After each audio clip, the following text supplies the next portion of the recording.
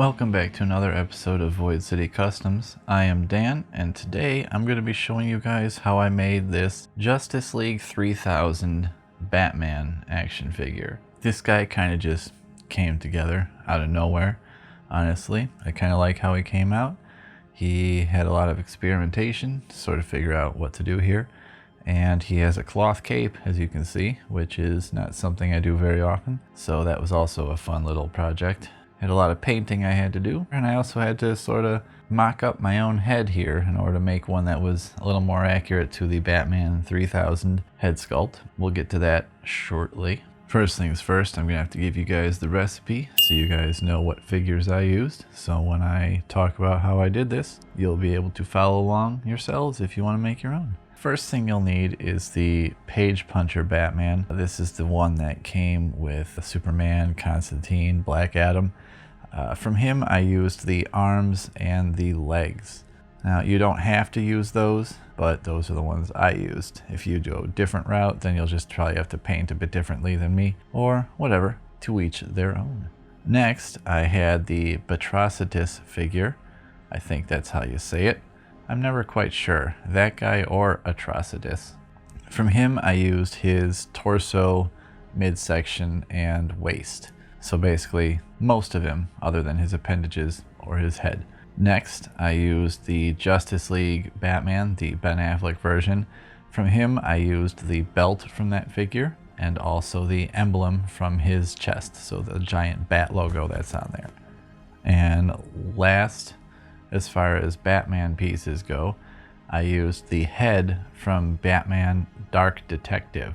Now, this could be either the regular or the gold label version. They both have the same head, but I figure you'd want to go with the regular one because it's probably a lot cheaper than getting a gold label and just pulling its head off and altering it like this. One last piece I used came from a My Hero Academia McFarlane figure. His name is Mirio Tagata, I believe I said that right. Either way, I'm not going to say it again, but it's the guy I used the visor to make my visor for Eradicator.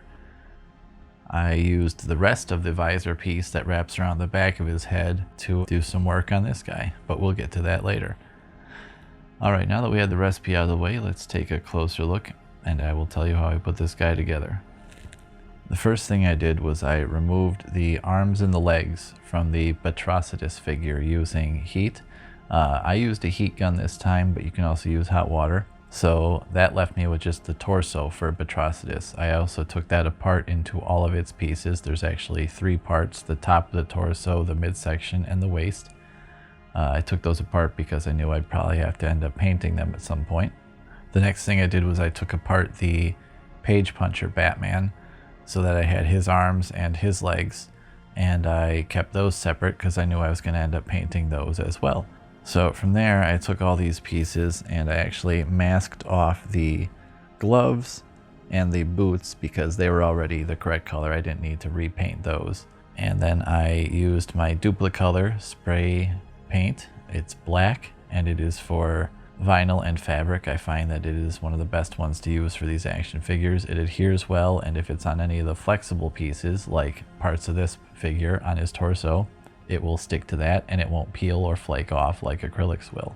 So after those were all painted, that is when I reassembled this figure and put him together again. As I was doing that, I also added the belt from the Justice League Batman figure around his waist. That is actually an interesting little project because the belt is attached to the waist piece of that Batman figure, so you actually have to cut it off if you just want the separate belt piece.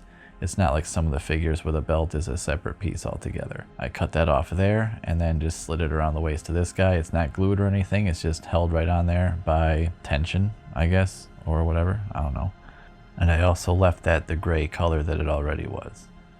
From there, I removed the emblem from the Affleck Batman Justice League figure and I carved off the back of it so that it would be flat and would lay flush across the chest of the Batrocitus figure. From there, I glued that on using Gorilla Glue, and it actually fits nearly perfectly right on there. And just made sure it was all centered up and everything. Once that was glued on, I painted that a red color because that Batman from Justice League 3000 has basically a dark gray and red, or black and red costume, depending on which version you're looking at. Mine is sort of kind of a mixture between the Arkham video game skin version of him and the comic book version of him. I also used that same color red to paint the fins on his gloves, because those are red in both the comic and the game. And then I also painted a detail on the heel on the back of his boots red as well, just to let you get some red details on him other than just the chest. The last little bit I did was I painted the eyes red using that same red color paint, and I did that using the toothpick. Now, eyes, you say, what eyes? Well, those would be the eyes of the future Batman. That's the Dark Detective Batman right there. And so for him, his head needed to be modified just a little bit. I used that piece from the My Hero Academia figure and I Gorilla Glued it around the back of his head so that it went fully around, and then I cut off the back of it once it was secured. That way he just kind of had the pieces around his ears. From there, I just found a little piece of plastic I had lying around, and I cut it down to the correct shape, and then I traced that shape and cut it again to mirror it, and I glued those on using Gorilla Glue again, and those kind of made his ears, so they had like the shorter, flatter ears like he does in this version. And then I just sort of trimmed off the top of the future state ears so that it'd be flush across and flat. Then I just went over it all with black Vallejo paint, and I also filled in around his mouth to make the cowl the correct shape around his mouth there, because it does kind of a lot smaller of a mouth opening than usual bat masks do. So from that point, basically his entire body was done. You just pop the head on there and you're good to go. The only thing I needed was a cape. I was torn between if I should just paint the inside of a regular McFarlane rubber plastic cape red and use that. Toast suggested I should make one out of cloth. He thought it would look a lot better, so I went with that idea.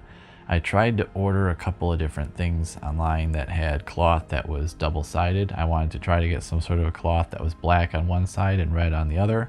However, everything I got just ended up being two pieces of cloth sewn together around the edges, so it wouldn't work. It was just too thick, and I didn't want a double layered cape to get that effect, so I ended up using a red piece of cloth, and I pinned it down to a cardboard box, and I spray painted it with my spray fabric paint, and I spray painted one side of it black. Now I went over it about 3 times, and it's not totally black. You can still see it's kind of a little bit red through there, very, very, very dark red, but it's dark enough. I think it does the trick. And then the inside stayed mostly red, and it has that sort of webbing pattern that's on the inside of there. I drew that on there. It kind of looks like digital webbing circuitry. I don't know what that is, but I just drew that on with a Sharpie. That's all that is. And the cape is a little bit stiffer now because of the paint on it, but that's kind of nice. Sort of keeps the shape once I folded it and gave it its wrinkles. And that is stuck on his back. Basically, I just peeled up the 2 shoulder plates that were on Batrocitus so I could put the cape up underneath there. And then I folded it up and actually sewed the top of the cape so that it would stay folded the correct way that I wanted it. Then I used 3 little pins and drilled little holes in his back, and I put those pins in there and secured them with Gorilla Glue. So now they're pinned in there, the cape is held securely in place. Then I glued the shoulder pads back down over the top edges of the cape so that it comes out from underneath them, and that was it. Then the figure was finished. And because I masked off the gloves, it kept all the painted detail on there. He does have nice chrome knuckles on the gloves, which is nice, so that stayed. And really, that was about it. Obviously, you could go in if you wanted and paint some of the other details on him red again if you wanted. I just kind of felt they looked better this way, personally. That's just me. I might still go in there and add some red detailing, but I kind of just like him the way he is right now. So I guess that just about wraps it up for Batman from the Justice League 3000 right there. I'd like to thank you guys for hanging out today and watching this video and seeing how I made this figure. Let me know what you guys think in the comments below, if you liked this version of the character, or if you would have done it differently, or if you have any suggestions about color. Maybe I should add some more red, who knows. I still kind of like him the way he is.